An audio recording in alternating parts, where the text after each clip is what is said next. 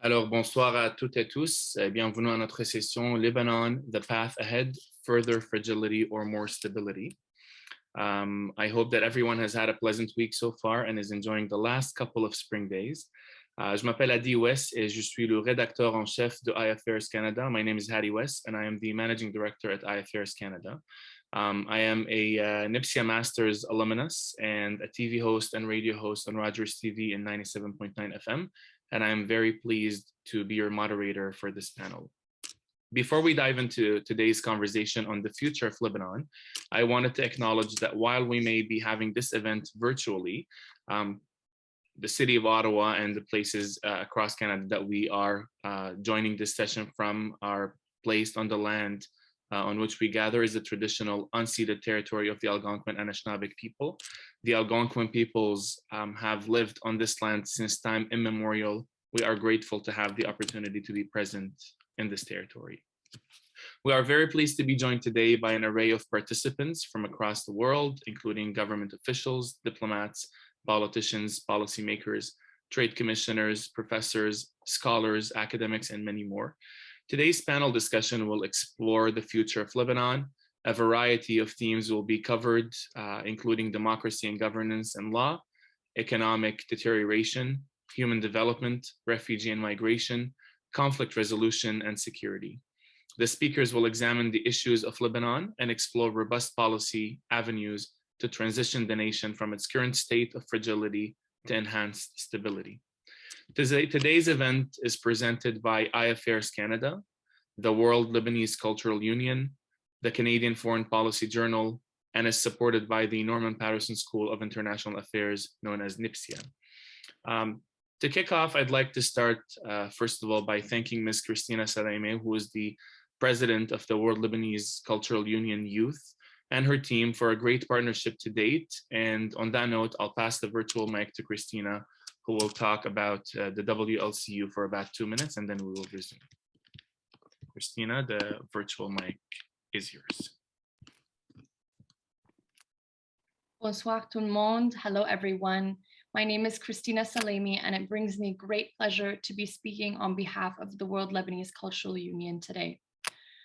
Before a brief explanation on the WLCU, I would like to take a moment to thank the iAffairs team and production, the wonderful panelists we have amongst us today, and the audience tuning in from far and wide. The WLCU, the World Lebanese Cultural Union, is an international NGO associated with the United Nations Department of Global Communications and is accredited at the United Nations Economic and Social Council. This trans-global organization serves as a forum of meeting and discussion for the Lebanese diaspora dispersed within 30+ countries across the world, without distinction to religion, political ideology, and country of residence, working together towards change. Thank you very much, Hadi, for this opportunity. And the virtual mic is back to you. Thank you, Christina. And we're looking forward to this panel and to future events for sure. So to kick off this event, of course, there are several individuals who are absolutely crucial to today's event, our wonderful distinguished panelists who are joining us from 5 different cities actually today, if not countries. For the sake of time, I will give a brief introduction to our spectacular guests, but I do encourage all of you to read more about their lives and biographies, which have already been shared on the Eventbrite page and is available online given their expertise in the matter. First up, we have Dr. Lama Mourad, who's joining us from Ottawa, assistant professor at the Norman Paterson School of International Affairs. We have also Barrister at Law, Mr. Stephen Stanton, who's joining us from Sydney, Australia. He is also the former president of the World Lebanese Cultural Union. We third have Professor Rihani from Washington, D.C., who is the former director of the Khalil Gibran Chair for Values and Peace at the University of Maryland. We also have Dr. Afit Kubursi, who's joining us from Hamilton/Burlington, an emeritus professor of economics at McMaster University. And finally, we have Dr. Hani Faris, who's joining us from Vancouver, professor of political science at the University of British Columbia. I will just spotlight them actually on the screen so that you all see them, and then we will kick off this conversation.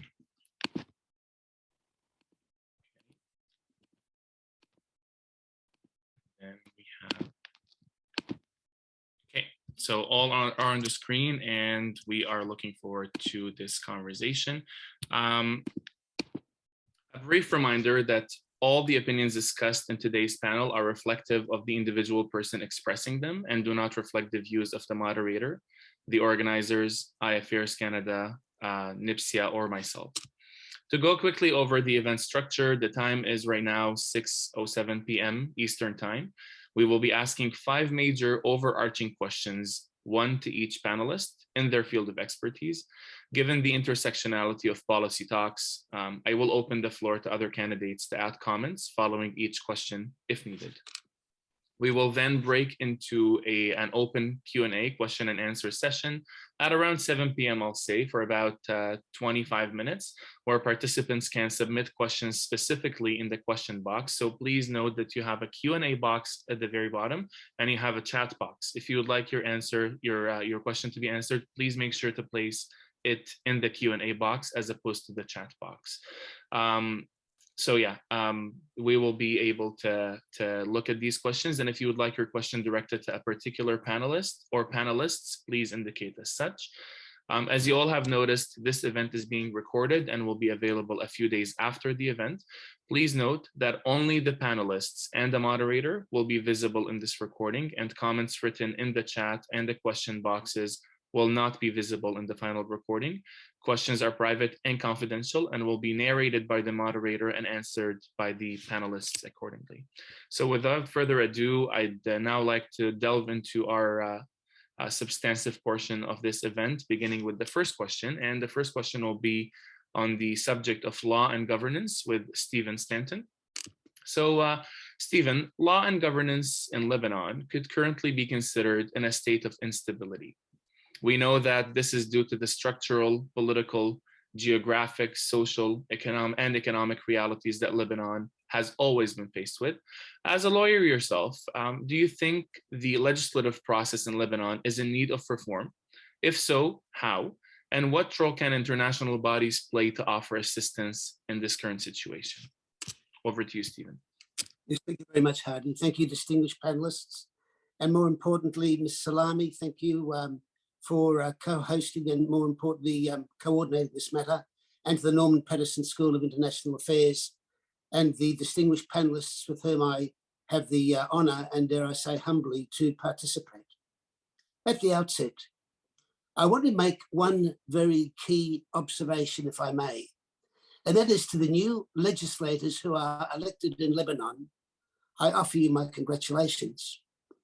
I make that in a prescient position, if I may, that your legislative responsibilities that you've undertaken to observe and uphold will be undertaken and accorded with the gravity and the solemnity that not only would it be if it were in any re-election, or for that matter, a new election to undertake that post, but equally and more importantly, insofar as you come to a legislative assembly where the ship is sinking, if it hasn't already, inevitably come to a sad and sorry state that would render it, and what it must be, seen as Lebanon, as a failed state, is in urgent need of legislative interaction and, more importantly, the resurrection of Lebanon from what has occurred.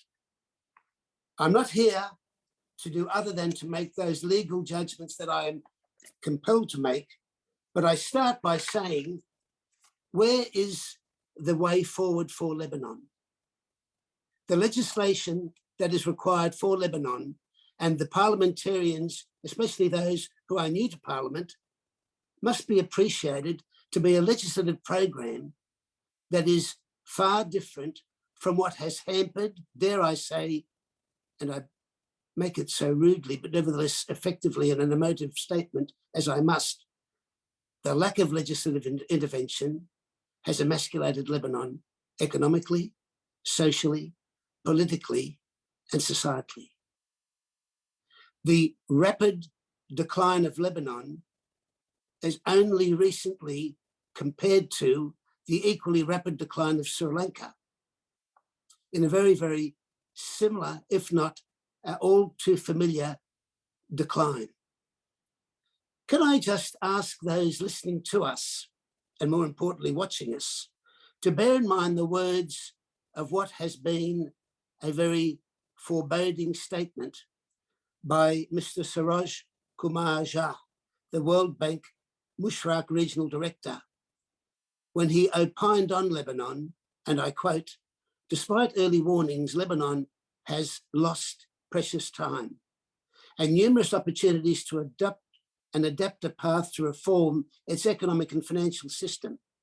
The cost of inaction is colossal, not only on daily lives of citizens, but also on the future of the Lebanese people." To that end, may I then say that in the current state of this inept, inert, and inactive, institutionalized inactivity that has beset, if not paralyzed, Lebanon, that between all of this, there has been no recognition by governments past, and I hope it will not be similarly neglected by the government of the day, that they will fail to undertake the comprehensive reform and recovery program. Lebanon should not be set, or for that matter, beset by a deft and deliberate delay in addressing the crisis that is currently undertaken, within which this sad socio-economic scenario has seen Lebanon reduced to a basket case. The Beirut port explosion, such a tragic situation, and no resolution to address the grievance and the injustice that has beset the hapless victims, the socio-economic malaise in the banking and financial system, the lack of electricity, the indiges of civilization that were once the fabled Paris of the Middle East have rendered it a pariah. The constitutional precepts that I've been asked to consider when I give you what are my views on where Lebanon should go in the future and why it is constitutionally a state that has sadly failed, is not to decry the Constitution, members, but rather to say that it's not the script, but the actors who have failed to uphold and perform in the national interest. The Constitution may not be, in my experience as a constitutional lawyer, the most significant and sophisticated model, but nevertheless, it guarantees separation of powers, an independent judiciary, and it purports, if I might read from the preamble, to say that the people are the source of authority and sovereignty, and they shall exercise these powers through the constitutional institutions. Preamble D. Preamble C, Lebanon is a parliamentary democratic republic based on respect for public liberties, especially the freedom of opinion and belief, respect for social justice, and equality of rights and duties among citizens without discrimination. Such hallowed, pious sentiments. And yet, Lebanon has been effectively denied the right to have herself governed by people of principle, to have an executive and a legislature and a cabinet overviewing that legislative program and initiating it with due regard for all people. Instead, Lebanon has had inserted, if not imposed, cronyism, the corruption that's systemic and endemic, the fact that the judiciary is hardly independent, there is no legislative initiative, and the cabinet is a corral, or has been a corral, of cronies, criminals, dare I say, who are doing nothing more than appealing to the merchant clientele of the oligarchic few who control Lebanon or have done in the past. If I might say from a legal perspective, what is required in Lebanon is an overview of this institutional insistence that there'll be in name and name only, and nothing in substance, undertaken by these seemingly auspicious bodies, such as the Constitutional Council, and then we go to the High Council and the Court of Audit, and then we're tried civilly by a military court. What utter abomination that a citizen can be tried by a court comprised of military officers. Where in justice is the path that is to be seen for Lebanon to achieve a sense of normality and democracy? In addressing your question, Mr. Wess, as to where Lebanon's instability has its root cause, it is within the parliament itself, that it has failed and will fail if it will not allow itself the courage and the conviction to enact laws that are inevitably for the valued concern of each and every citizen of Lebanon, as according to the constitutional mandate and the precepts available. I have, in the short time available to me, I trust, seen as what I view and ask for a legislative program in the future to address the following matters: corruption, the legislative lacunae that exist within the Lebanese Forum. Look at the World Bank and what the World Bank wants in terms of legislative initiatives. They're not there.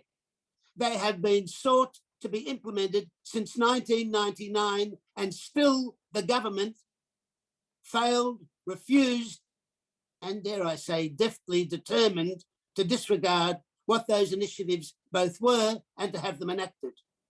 The Beirut port explosion. Tariq Battar is a hero in my book as a lawyer. Who would even think a man, a person of his courage and conviction, could withstand the abysmal attack on him, and more importantly, the determined efforts by those who seek to avoid his undertaking of the just cause he has been emboldened, and more importantly, in terms of his office, required to undertake. The failure for the independent judiciary, the failure to have elections that are open and free despite the successes in the last electoral outcome. There are still matters that need to be addressed. And if I might say so, the ill-conceived constitutional protection for immunity for public officers. Clause 40 of the Constitution is, for me, laughable as a lawyer. I deal with so-called corrupt politicians for a professional purpose daily. No politician in Australia can even hope to take refuge or succor in a provision that gives a member of the chamber during the session the inability to be prosecuted or arrested for a criminal offence without the permission of the chamber, except when caught in the act.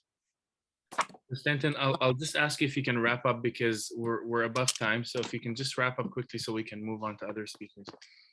I end on this note.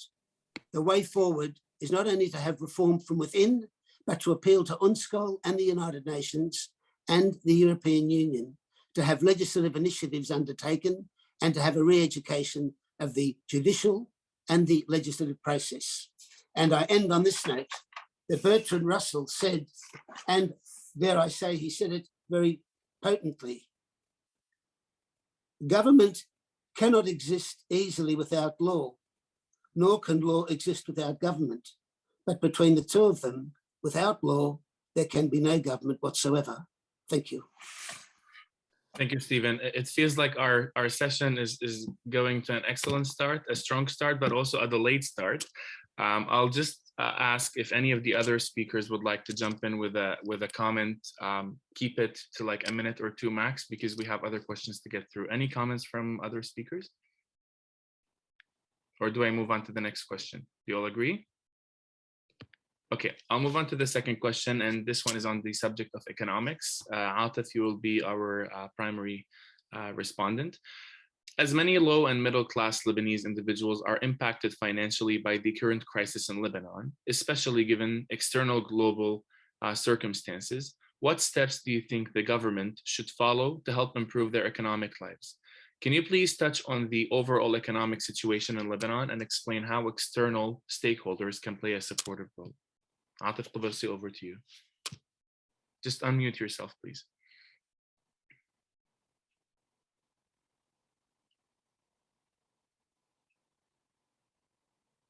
Thank you, Hadi. Thank you very much. Happy to be part of this distinguished panel. Look, I mean, the Lebanese economy in the 50s, 60s grew at a very fast rate, 8% real terms per year, not parallel. Very few countries in the world have achieved this high rate of growth. And it was dubbed as the Lebanese economic miracle. But there was no miracle at all. What happened was Lebanon was investing very heavily in its people at rates that were not parallel in any part of the world. About 21% of GDP in the third world was unheard of.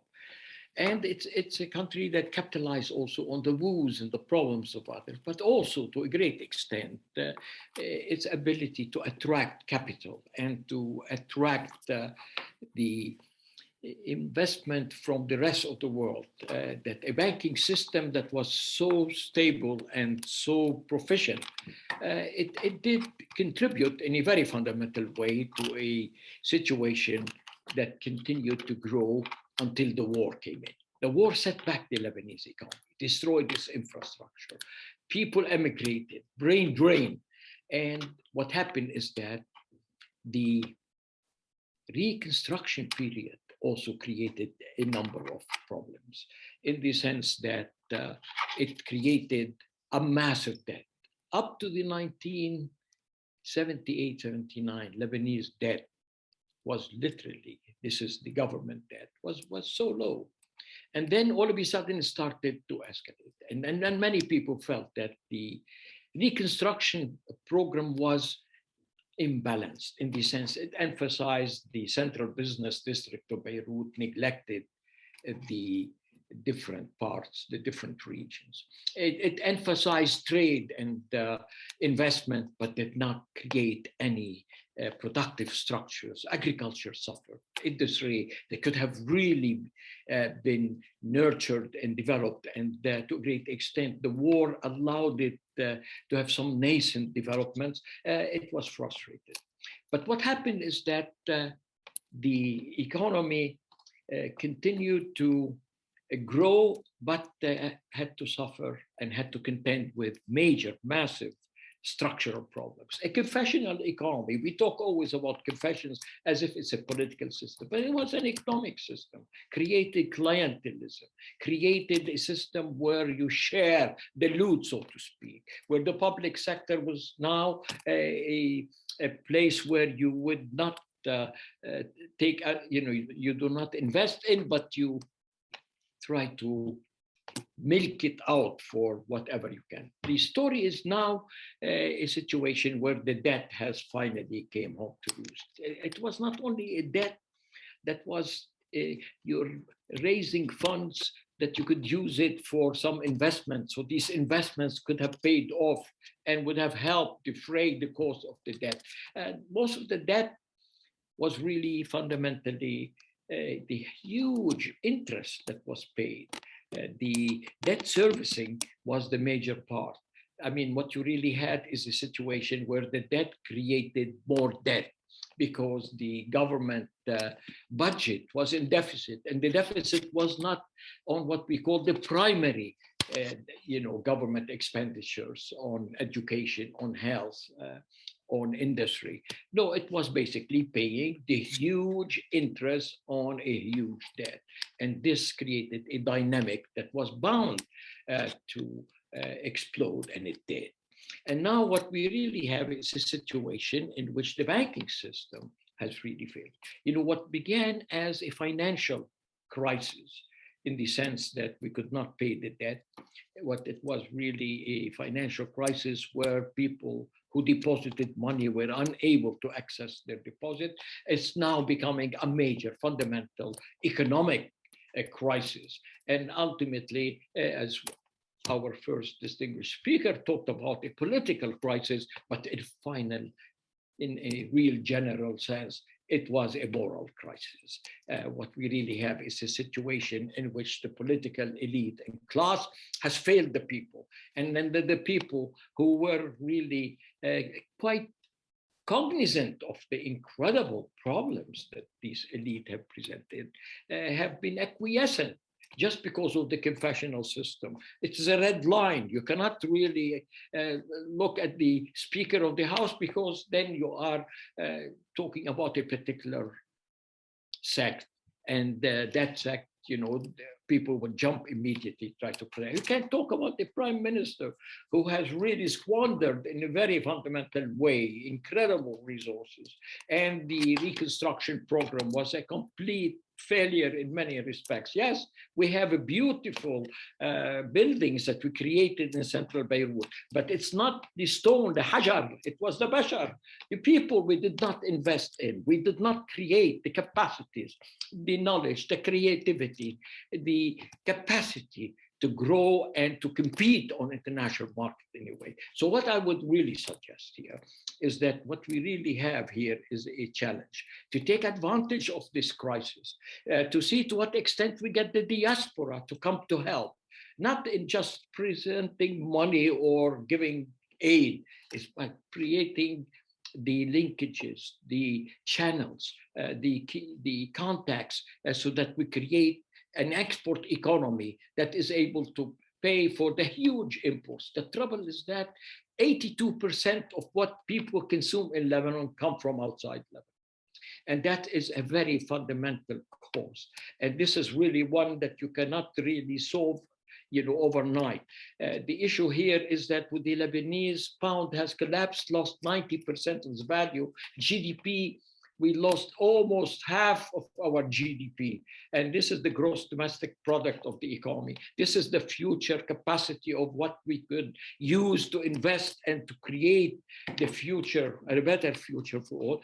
Now we're really facing a situation of immiserization of poverty. 90% of the Lebanese people are now considered to be below the poverty line.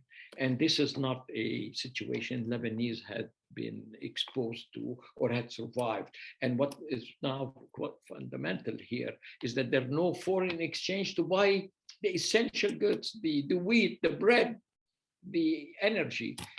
Now, there is a situation, and the rest of the world can help, but the Lebanese have to start helping themselves. There is a promise, fundamental one, a great wealth is in our waters.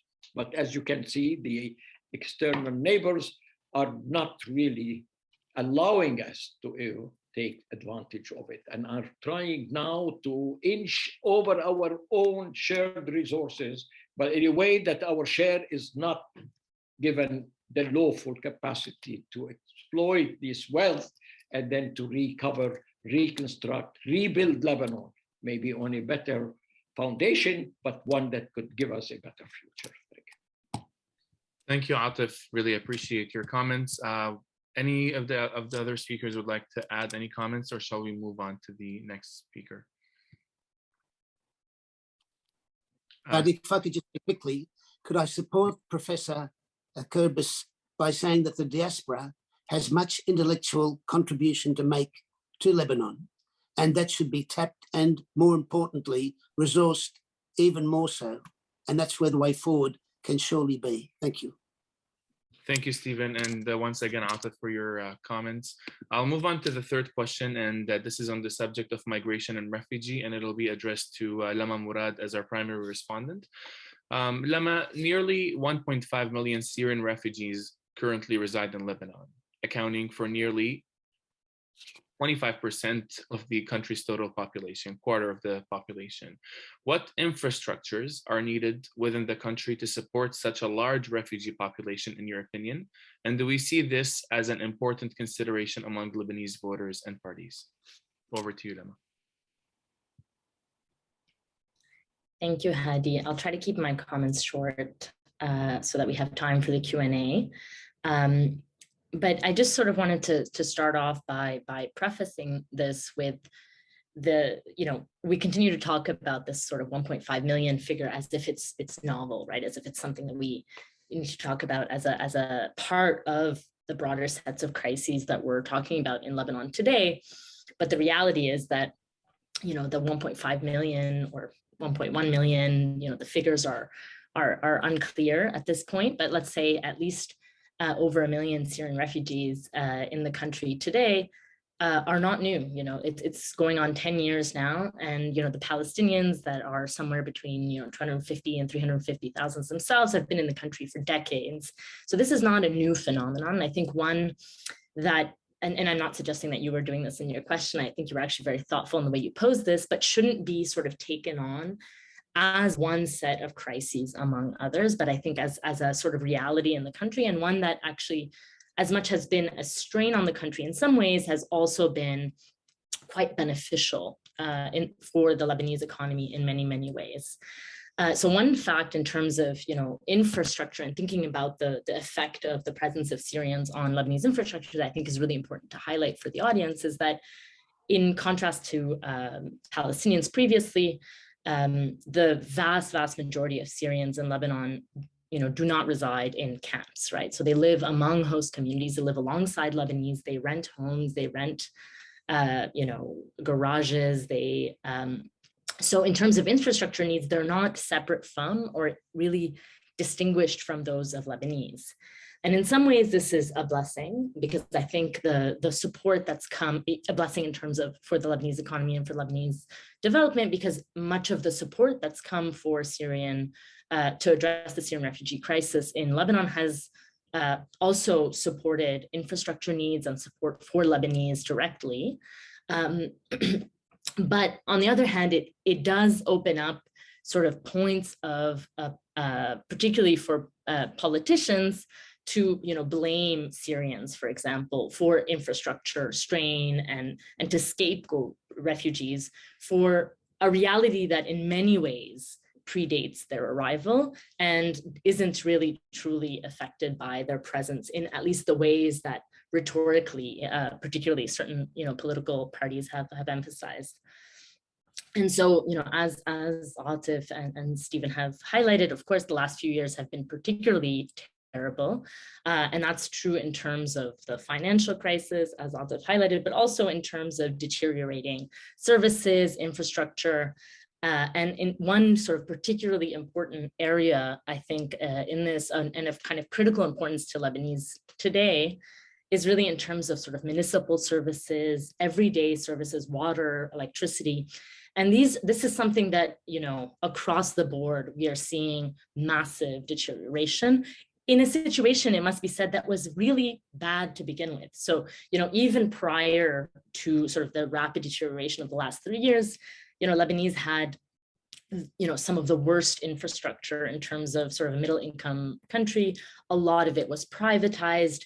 Everybody had anybody who could afford it had 2 electricity bills, right? The government bill and the generator. Now that has become harder and harder to do, both because of people's ability to spend, but also because of the fuel crisis, right? And actual access to fuel. So what we're seeing is that, the actual everyday reality for Syrians, Palestinians, and Lebanese alike is deteriorating, and the ad hoc solutions that they had access to prior to sort of, bouche trou, we would say in French, to like sort of plug the gaps that were existing in terms of governance at the national level, are increasingly also difficult, right, to access, right, either because of people's own purchasing power, which has deteriorated, and or because of actual access to those goods, whether that be, import goods or fuel or, even, the road quality, for example, the ability to kind of maintain that. But people are not driving very much because they also don't have access to fuel. So it's this kind of, there is some data on this that I think is really telling. I had pulled up some of this data from one of the surveys that UNDP has been conducting. And even, if we take August 2019, which again, the situation was already pretty bad. If we take the question of water services, the percentage of, and this is a survey that was run with Syrians and Lebanese, the percentage of respondents who rated water services as poor or very poor was 28.7% in August 2019. By December 2021, that number has increased to 61%, right? So the vast majority are rating it as poor or very poor, and then there's a sort of small, nobody basically is rating it as good or excellent, right? It's really, the situation just kind of across the board. And again, Syrians are accessing the same kinds of services, right, and the same kinds of infrastructure. And so as it gets worse for Lebanese, it's also getting worse for the most vulnerable in the communities as well. And it should be noted that, even again, from early days, the vast majority of Syrians live in the most vulnerable, the poorest neighborhoods and areas in the country, right? So where municipal services and national infrastructure is already the poorest, right? So it's really an important thing to note, but not something that's specific really to Syrians or because of Syrians, but because this is sort of a broader governance issue that predates their arrival altogether. And one of the points I think that I just want to make on this and to close it off is that, one of the fears that I hear often is about sort of the worry that pressure on and competition for these kinds of services has the potential to drive tensions between Lebanese and refugees. There's always this fear of, and even though we hear about this rhetorically a lot, and this is something that's cited often, and that, again, politicians, not to name names, but I think many people know who I'm referring to, capitalize on and try to stoke, what we're seeing actually, if we look at some of the survey data, is that while there are people will say that, they don't actually name Syrians as the reason why they can't access services. So Lebanese are actually, when you scratch below the surface of rhetoric, actually very often aware that the problem of access to services, of infrastructural needs,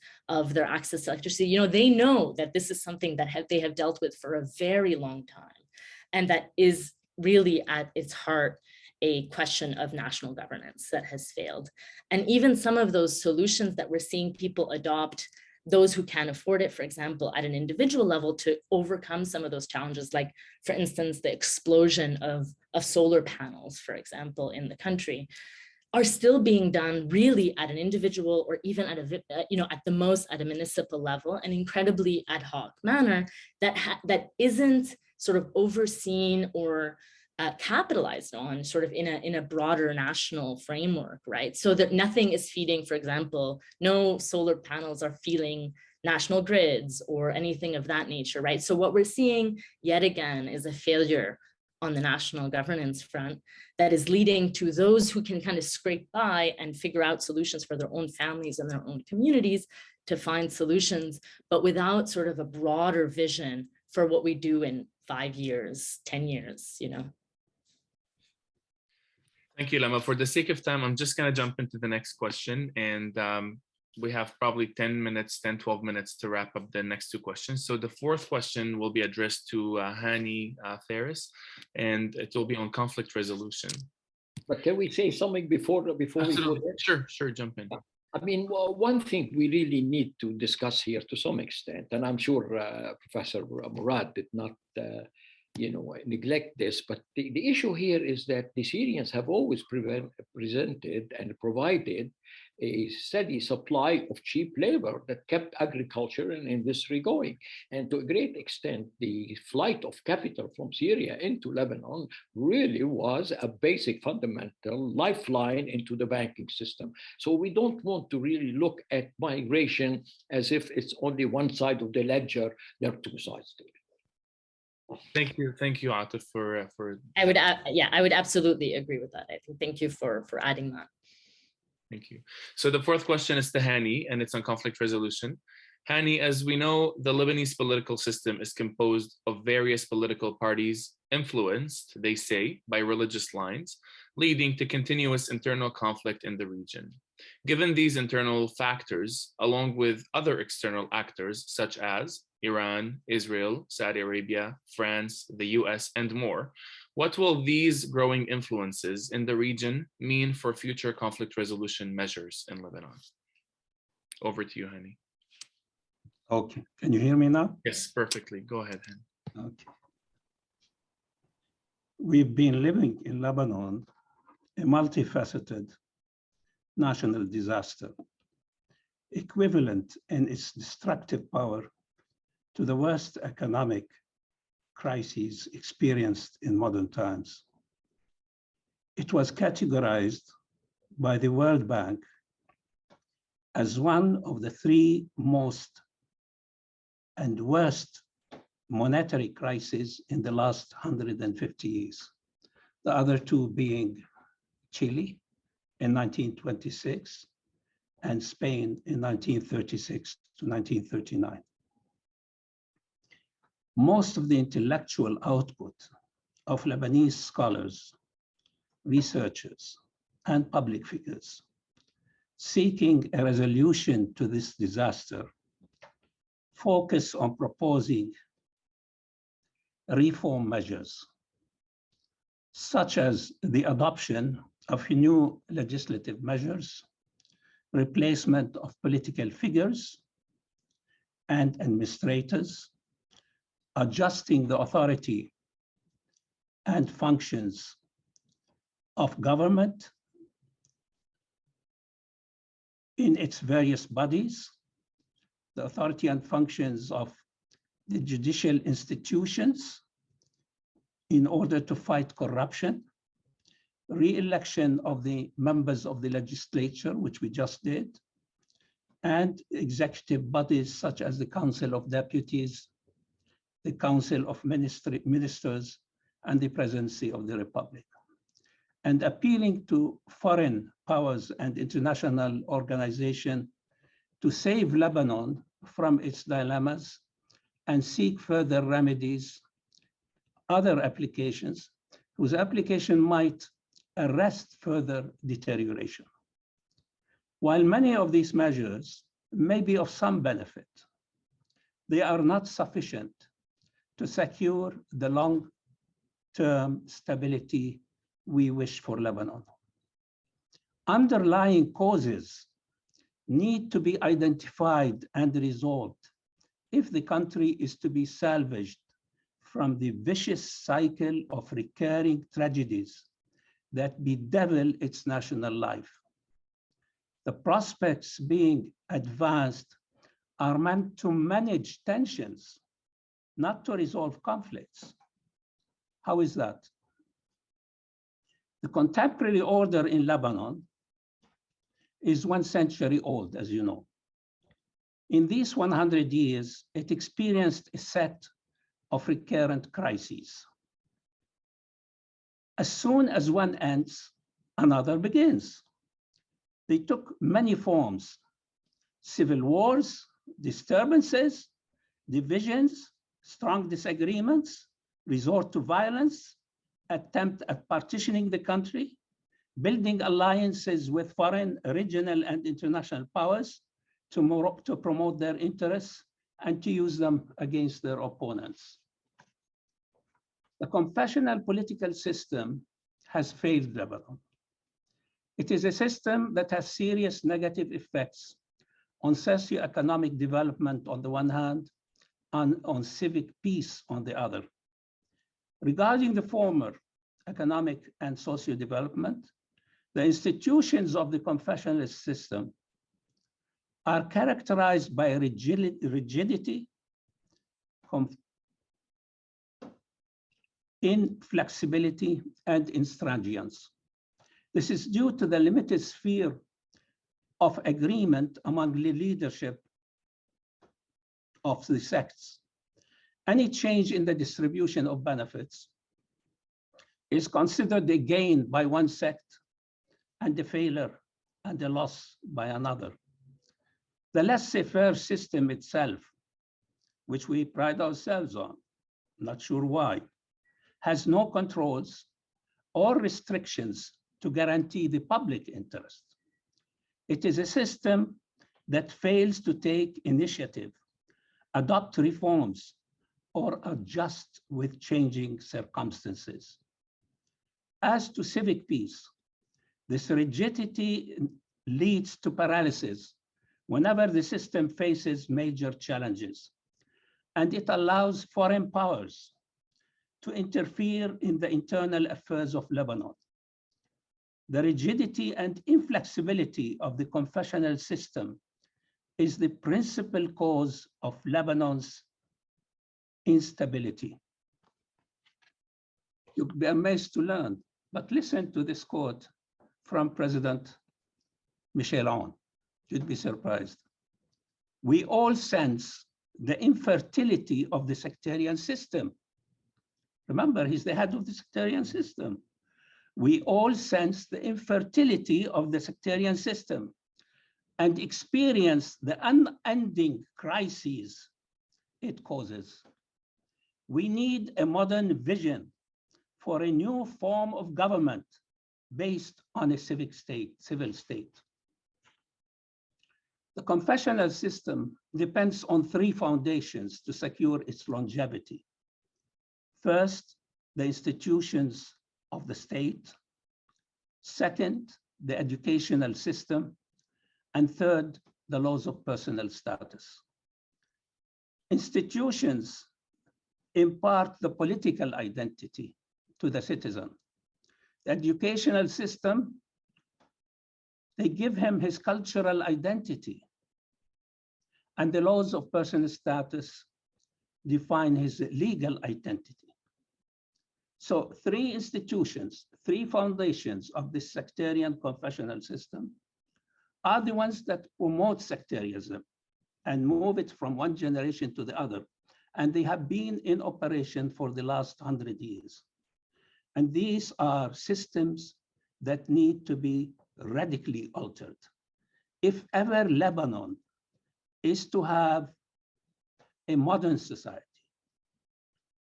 where citizens are equal rights, equal duties, without distinction, you cannot do that as long as you keep yourself attached to the sectarian system.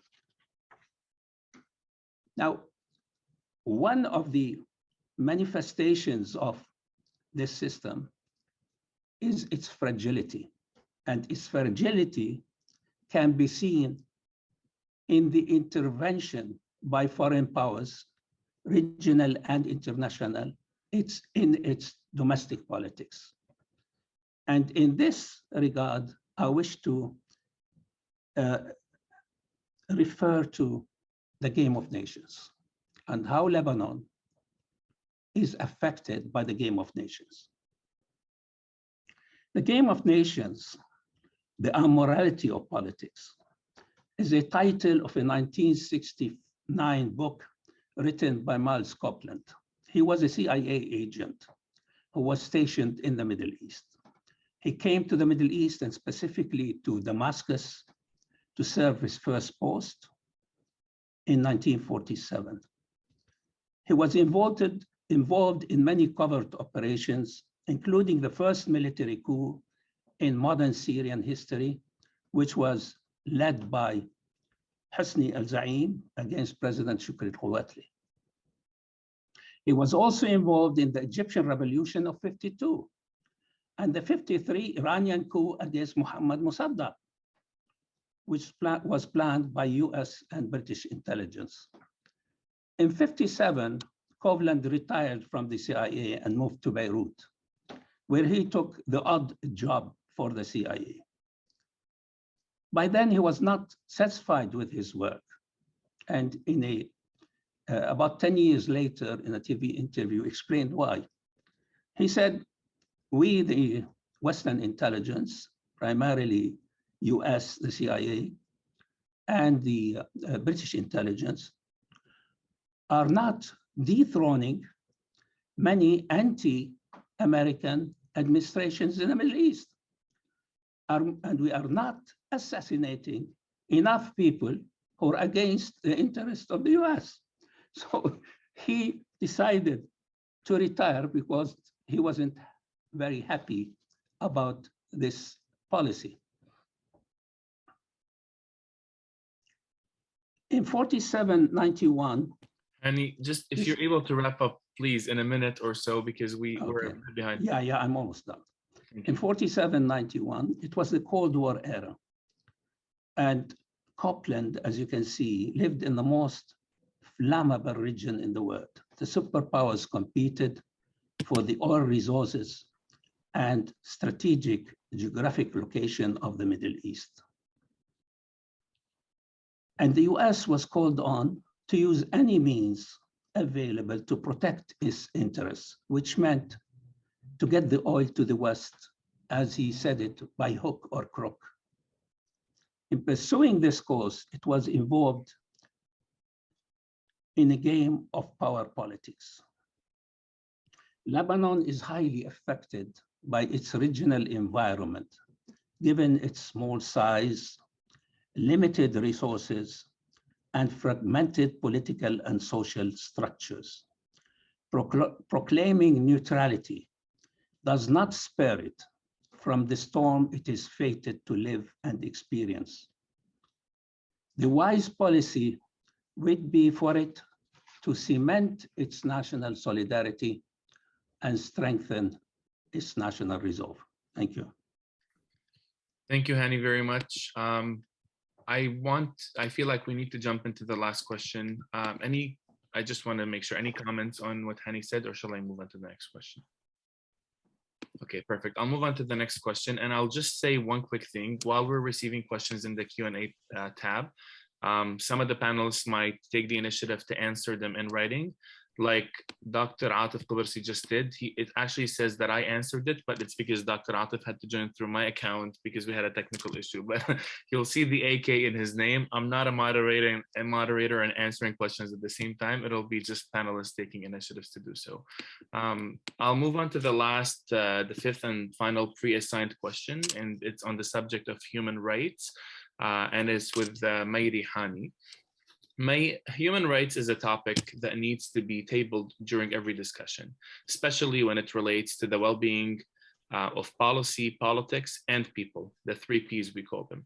In your opinion, how do you see the future of Lebanon unfolding in terms of equity, social justice, and human rights overall? Over to you, May. Thank you, Hadi. It's a pleasure to be with such distinguished panelists.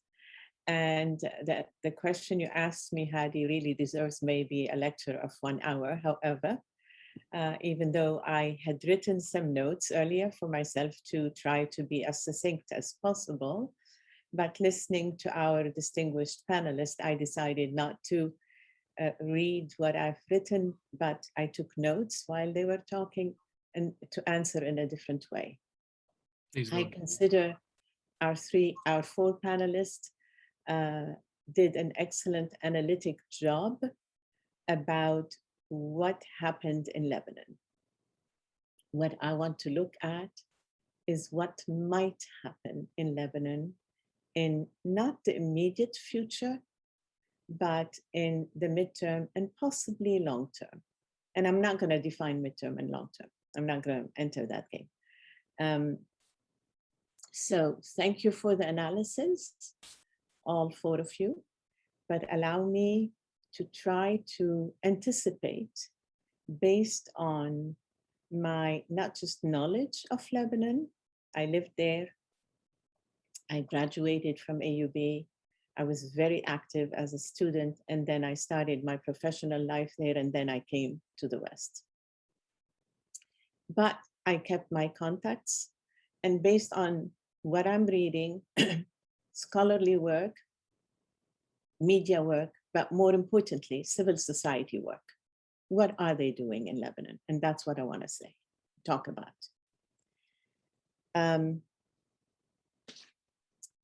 There is a lot of new activities in Lebanon, beyond the analysis that we heard, beyond the analysis that we're reading every day, beyond the analysis of the think tanks of Washington, D.C.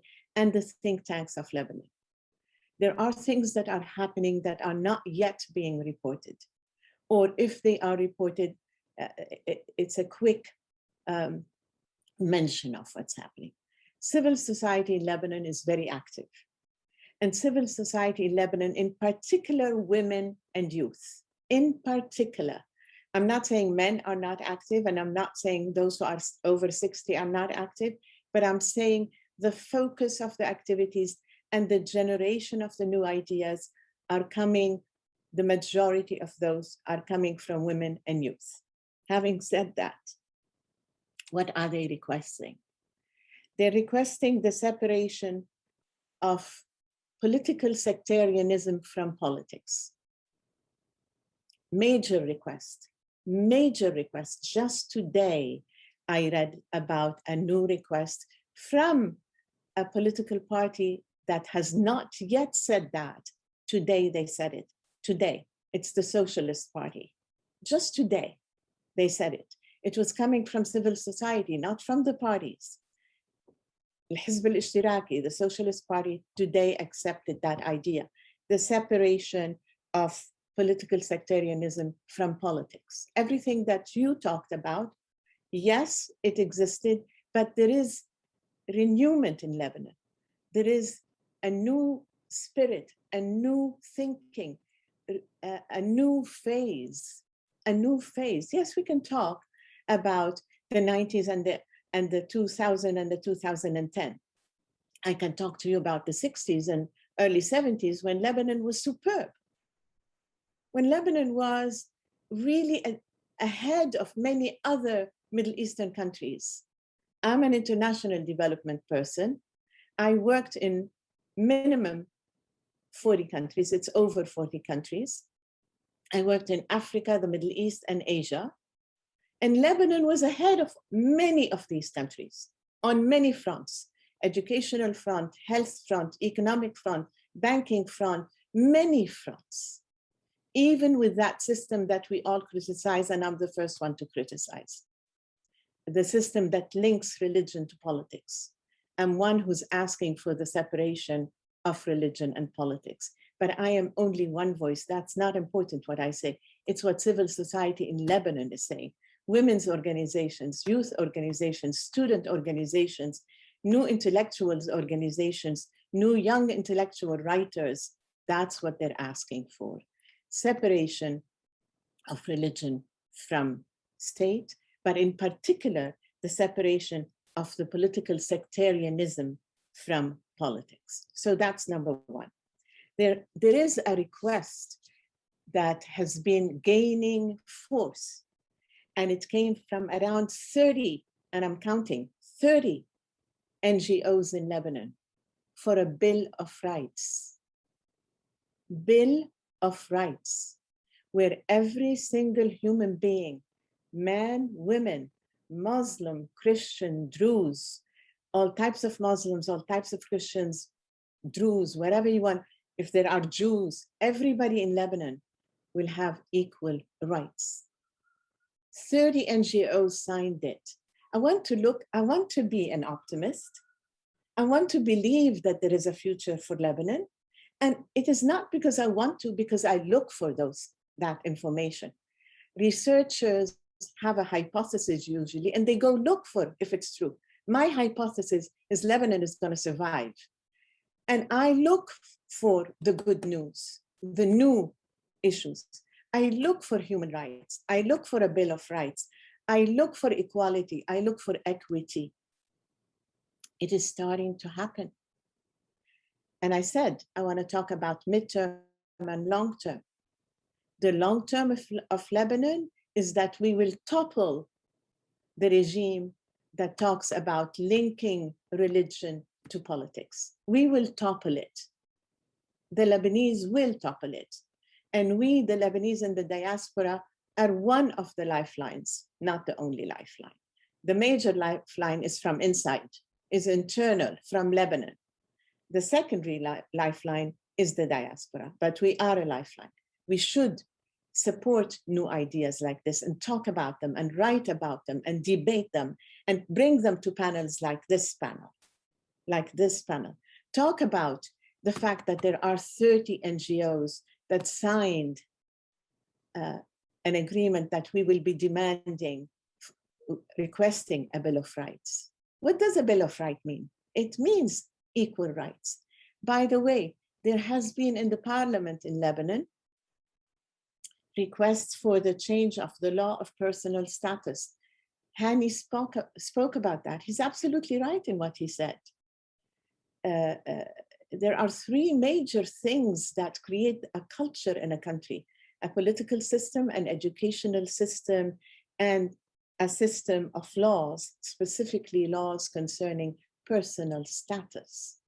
There have been requests for unifying the personal status of the Lebanese. It's not easy, because take the personal status of women, Lebanese women. The Christian women has a very different personal status than the Muslim women, than the Druze women. And even though the Lebanese women in particular have been asking for that, it doesn't mean that the religious leaders in Lebanon will accept it easily. But they never stopped, the Lebanese women. And now the youth, the new generation in Lebanon, is totally supporting the request for a change in the laws of personal status: marriage, divorce, adoption, inheritance. All of these laws need to become unified. And there is a movement towards that. Let us not forget that Lebanon, and I ask you to challenge me, any one of you, if you can, Lebanon is the only country of the Middle East that does not have in its constitution that the religion of the state is ... either Christian or Muslim. It does not. All the other Middle Eastern countries, I'm not saying Arab, Middle Eastern countries, be it Arab, Turkish, Iranian, or Jewish, Israeli, they tell you what is the religion of the state. If they're Arabs, they tell you it's Muslim. Israel tell you it's the Jewish. Turkey tells you it's Muslim except for the period of Ataturk. Iran tell you it's Muslim. The only country that doesn't tell you is Lebanon. And maybe if Lebanon told you what's the religion, we would not have faced these problems. I want you to ask yourself, how come all the other countries, all the 21 Arab countries, plus Turkey, plus Iran, plus Israel, don't face the continuous, and maybe they do, but you all just said, Lebanon has been facing continuous crises, one after the other, because we link religion to state. All the other countries imposed the religion. The only country that didn't impose it is Lebanon. Lebanon is made of minorities. Lebanon does not have a majority. Egypt has a majority. Iran has a majority. Saudi Arabia, of course, has a majority. Turkey has a majority. Syria has a majority. Iraq has a majority. Lebanon doesn't. We're a group of minorities. It's an experiment that could have been a glorious experiment and should be and will become, I believe, how people can live together, even if their religious background is different. That's what I look at. That's what I look at. That beauty of this mosaic that is called Lebanon, where you have 18 sects, and no sect can claim that the religion of the state is the religion of that sect. All the others tell us what is the religion of the state. All of them. There is no other exception than Lebanon. And thank God for that exception. I, May Rihani, do not want to live in any state in any country that tells me the religion of the country is whatever it is. I don't want that. I want my country not to have a religion. I want a separation of religion and state. I want to have a religion myself. I'm not an atheist. I have my religion, but it's between me and my God, not my state. So thank God for Lebanon, where there is no imposition of what's the religion of the state. Yes, we need reforms, and that is another request from the civil society of Lebanon. They're asking for reforms, not just in the economic system and the banking system, but also in the educational system, also in the laws of personal status. Also in the health system, I want to see basic health care clinics in Lebanon, all over Lebanon, from the south to Akkar, from the Bekaa to Beirut, in the mountains, in the villages, in the towns, where every human being can go and get basic health care. I don't want us to be dependent on tertiary health care, which is hospitals. I want basic health care for the Lebanese. And that's what the new civil society is asking for, the NGOs, the youth, and so on. Let me stop at that so we can allow, we can open it up for Thank questions. you so much. I really appreciate all the panelists for their insights, and thank you, May, for sharing your insights, the latest comments you made. Thank you for delivering. It's impossible to be succinct when it comes to talking about Lebanon and the Middle Eastern issues, but you did your best, and I really appreciate all of you for all of this. I believe we're a bit behind schedule. It's about 7:08 right now, and I will open the floor to question and answers from the audience. I see Dr.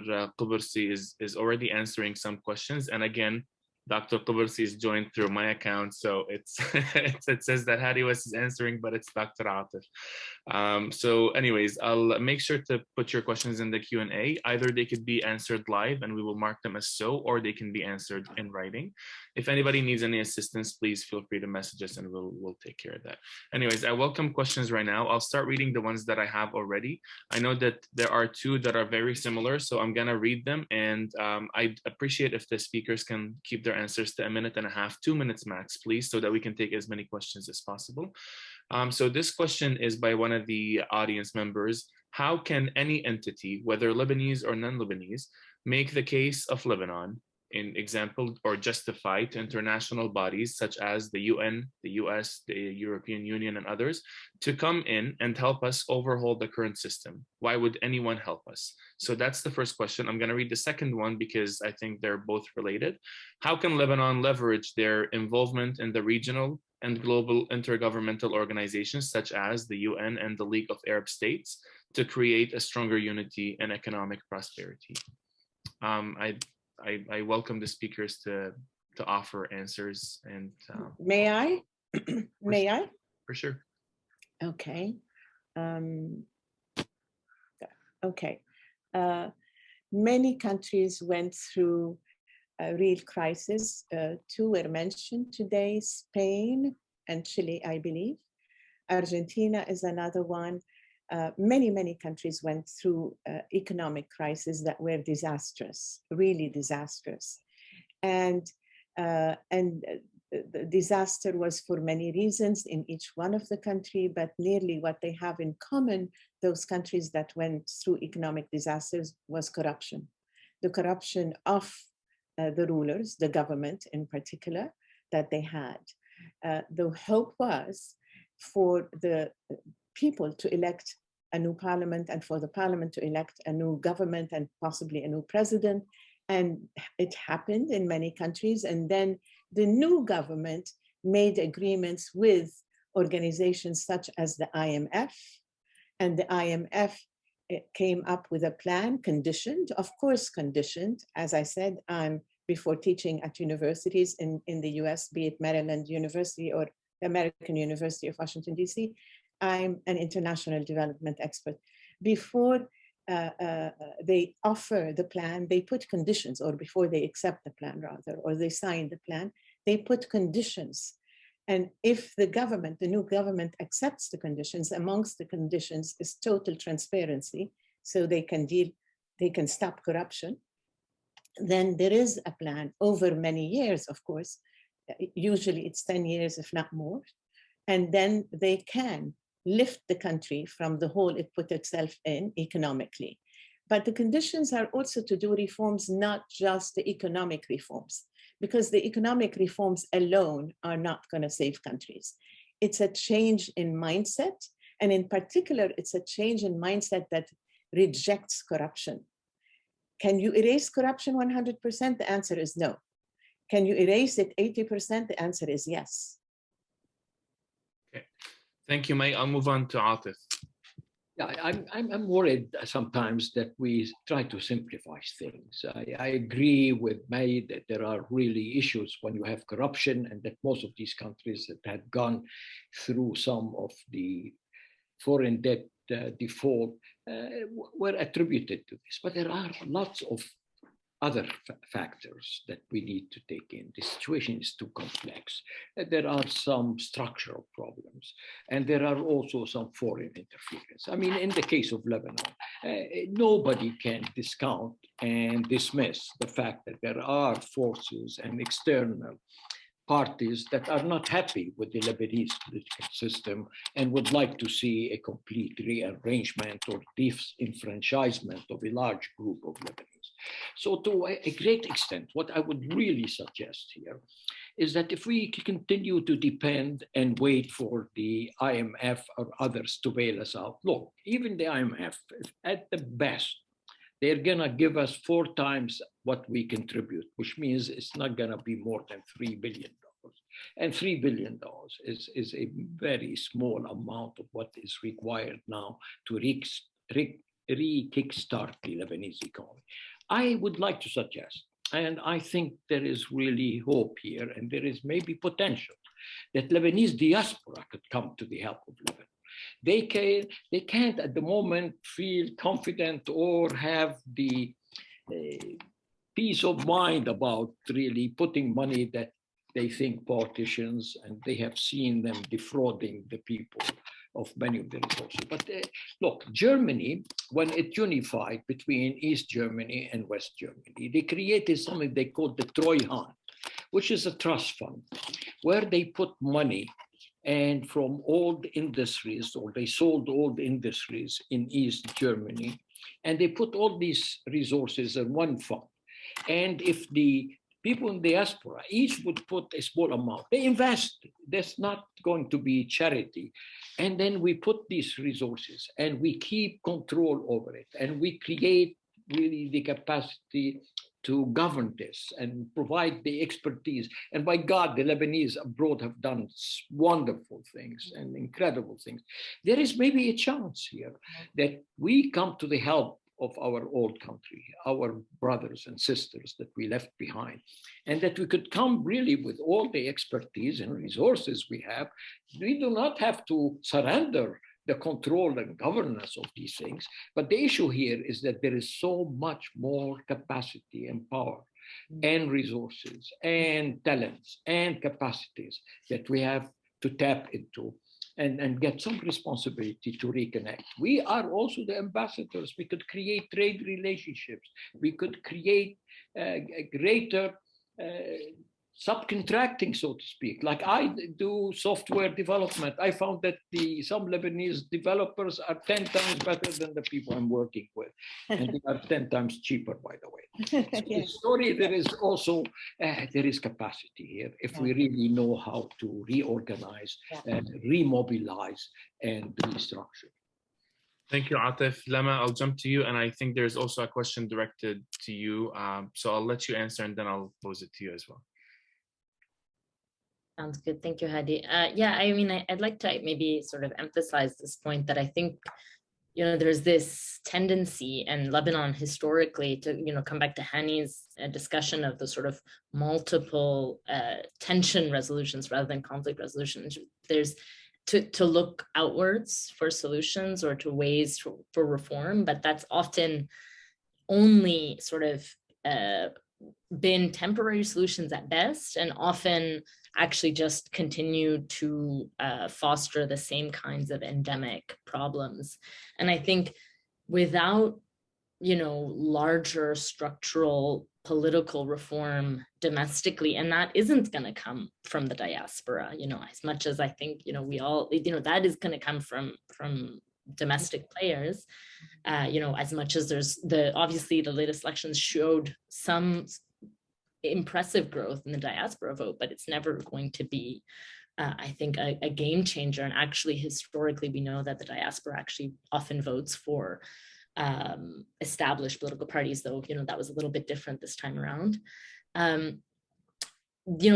all of these, I think, efforts will fall short, I think, unless we have that. I mean, I think a really good example of this is, recently with the World Bank Emergency Social Safety Net program, there was, a relatively small, in terms of the scope of the need in the country, but a significant program to support, the neediest Lebanese in a time of acute crisis. And the program was delayed after the World Bank said they were going to give this money to Lebanon to distribute direct cash assistance to Lebanese.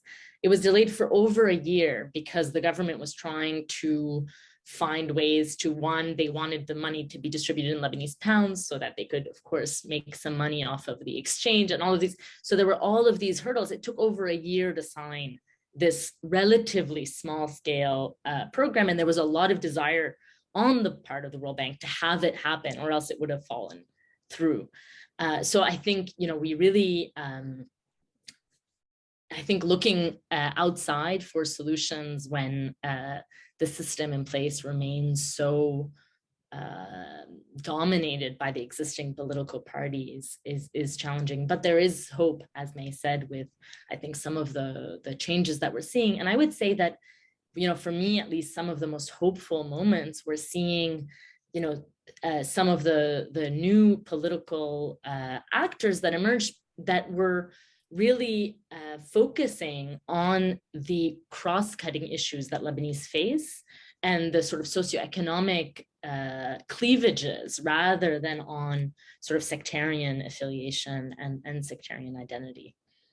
Okay, thank you, Lama. I feel we're at it's 7:18 right now. We're supposed to go till 7:30. I feel if we don't keep our comments about a minute, we're not going to be able to answer any questions. I'll pass it to Hani and then May. Okay. May, I love your attitude more than anything. Thank you. I mean, you remind me of myself at a younger age. Thank you, Hani. That's a compliment if I remind you of yourself. Thank you, Hani. And I agree with you about your three fundamental systems. Cornerstones. Totally, all of that, yeah. I've been working on Lebanon, teaching Lebanon, researching Lebanon for more than 50 years. Sure. I haven't stopped, nonstop. Yeah. And I passed through a lot and experienced a lot and came to know so many. Yeah. Even about the new NGOs. In the last year and this year, Atif and I must have worked with some 30 different NGOs. And we held Zooms every week. And we exchanged papers and we discussed at length. And finally, we had to say, we give up. You might not have done that. We did that. The only thing I want to tell you, no, there's a lot of enmity within society. There is hate among groups. There is differences. There are different value systems and what have you. And the reason, among others, they're taught to be so since childhood. Yes, yes. I mean, as you know, with the education system, Lebanon never had public education in the 19th century. In the 20th century, the only time they started to create public schools was after the 50s, 1950s. And the reason given to the starting of public schools was that there were no private schools to take over. This is an official document of the Lebanese government, Minister of Education. And not only that, until now, a lot of our students who are in elementary and secondary education are taught in sectarian schools and mostly run by religious institutions. So what do you expect the religious institutions to teach them? Whether it's a sheikh or a khuri or what have you. You know what, no matter what, you teach the individual since childhood certain values, he's going to grow with them. And it's going to take a lot of will and experience and exposure to have him change his mind. Sure. The most interesting thing is that 2 years ago only, the head of the Catholic schools made an appeal to the government to get out of elementary education and leave it to the private schools and pay the private schools for what they do. Imagine if we do that. I mean, for someone like that, we're going backwards, not forward. Yeah. So I wish it was as easy as you say. Of course, anything that can be done in what you're saying, I'll be more than happy to help and be involved. But it's much more serious. The challenge, I think, is much more serious. Yeah. The challenge to those who believe in the deconfessionalization of Lebanon. Yes. Yes. The challenge is very, very much more difficult. Yeah. We have 7 minutes left to the end of this panel, and we have probably 11 questions unanswered. Can we stick to 30 to 40 seconds max per question? And if the panelists are able to look through the questions and answer something in writing, I would appreciate it. May, you have a comment to say? Yes. First, let me tell Hani that I agree with everything he said. And to tell Hani and Atif, I don't know, Lama, if she thought this way. I totally recognize it's not easy. And that's why I said before stating anything about civil society and the new ideas and the new intellectuals that I'm talking about midterm and long term. I'm not talking about the short term because I know it's not easy and it will not happen quickly. However, it's based on what's happening on the ground, these new ideas that are germinating from the ground up, not top down, but grassroots up, but also based on the hope. And I'm going to quote a Lebanese, and I will, an article that I read by a Lebanese, the name will come to my mind. He said, hope is growing. That's what he said. He's a he. Hope is growing after the elections for many reasons, including the 13 تغييريين, we call them, those who are asking for change. Nobody expected 13. They said if we get from the Thawra, the revolution, 2 or 3 or 5, maybe that would be good. We got 13. From the independence, the 19 independent, there might be 12 or 13 again تغييريين.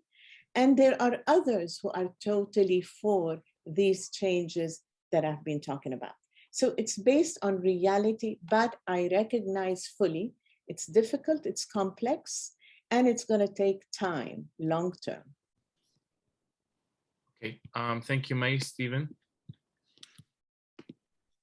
You're on mute, Stephen. Yeah, sorry about that. No. Just very quickly, I am literally buoyed up by all of the speakers. I thank you, Dr. Mourad and Professor Kubursi and Professor Hani, all of you, and Professor Rihani. But can I just say, this is a lawyer. Government can exist without law, but law can't exist without government.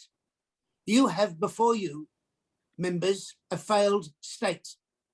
It is legislatively inept, and until the legislature takes issue with what is needed, it won't occur. Now, all of the economic and social reforms and the elephant in the room, constitutional confessionalism, have been there ever since Lebanon became a republic.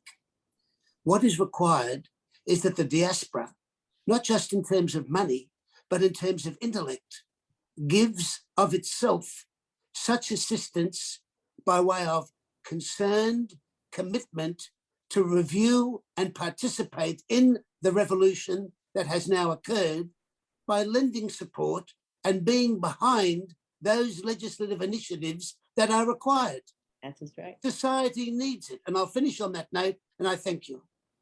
That's right. Thank you so much. I mean, with this, we're at the end of our session. Unfortunately, we won't be able to look into other questions, but I'm very certain we'll be able to do another panel in the future where we're able to expand our conversation. So with the conclusion of the Q&A session, this brings us to the end of our event, Lebanon, the Path Ahead, Further Fragility or More Stability. I want to thank everyone who made this panel possible. It's great to see such an impressive turnout. Sincere appreciations to our speakers, Lama, Hani, Stephen, May, and Atif, for such an insightful, engaging, and thought-triggering session. which reflects basically the level of knowledge and expertise that each of you possesses in your field. We thank you for your active participation both before and during the event, and for this we are eternally grateful. Thanks to our partners for this, for their continuous support, including the World Lebanese Cultural Union, the Norman Paterson School of International Affairs, the Canadian Foreign Policy Journal, and more. I would like to particularly thank the organizers who have put in a lot of effort behind the scene, including Ms. Christina Saleme, President of WLCU Youth, and her team, as well as my colleagues at iAffairs, Anthony Dion, Jillian Hawley, Emily Westling, and Jithor Sanlangarajan. And many thanks as well to our Executive Director, Dr. David Carmen, for his continuous support and guidance. And last but not least, thanks to all the audience members who joined us today, those who listened actively, asked questions, shared comments, offered something to reflect on, and learned something new. Your participation and engagement and passion, and of course, the interest in Lebanon and other issues are the backbone to our success and exposure. So we look forward to having you in future events, and I wish you all a great evening and stay in touch, and we will see you soon. Take care, everyone. Thank you.